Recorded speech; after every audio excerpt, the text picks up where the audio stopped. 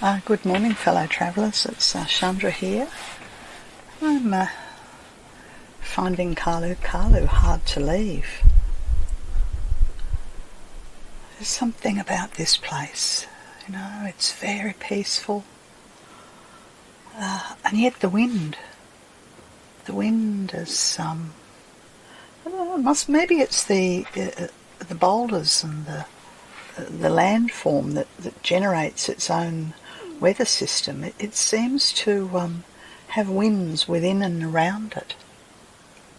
I could hear them last night.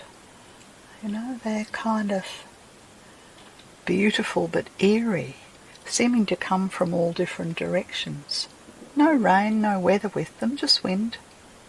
And of course wind is this healing vibration of the Holy Spirit. Arising this morning and going for my morning walk, just to a different part of this region. I headed off to the east towards the sunrise, and I was greeted again by the, I'll call it an eagle. I wish I knew. Maybe it's a kite. It seems to be quite, I was going to use the word territorial, but that of course is a human word. This is its domain, and it just, again, it did a flyby past me, just to say, almost as if to say, I can see you, I know that you're there, I connect with you, you're welcome. So I went for a walk down towards the east, and I came upon, this sort of magical circle. Is the only way I could describe it, really.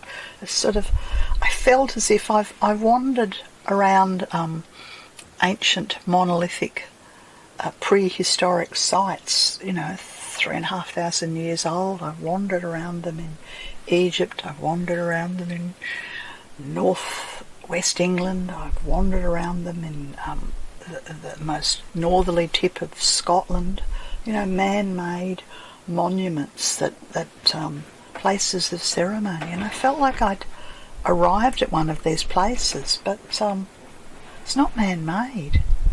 Nature's created this beautiful ceremonial site, and you could imagine that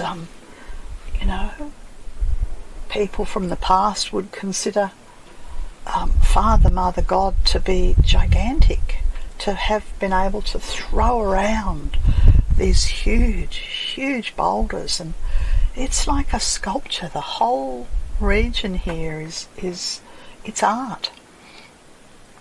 It's absolutely art.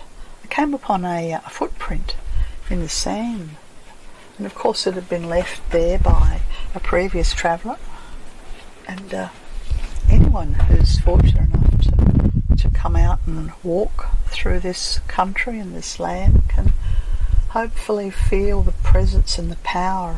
And I was reminded of the little story that I read on the tourist information board, and I thought I'd just read it to you here. And it's a senior traditional owner who says the dreaming is still here.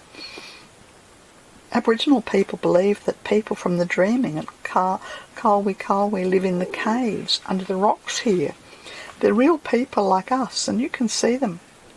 A long time ago I went with my billy can down to the creek here to get some water. One of those secret people came out and started playing with me, and I couldn't get away. My mother came and got me and saved me. After that we never camped at this place again. Never. They're kind, these secret people, but they can make you mad. They can change you into one of them. They can say, follow me, and you can't go back.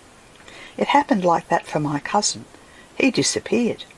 The old people made a big ceremony, singing the ground and the rocks to make them let my cousin come back. We've lost that song now. We've got no song to bring the children back. What a wonderful story. And I can feel it. There's this sort of energy of stay longer, make a camp, enter into the land. And I feel like part of my more modern self's just I don't know, it's falling away from me a bit like dust, really. Yeah. Anyway, that's my chat for this morning. Hope you're having a lovely day.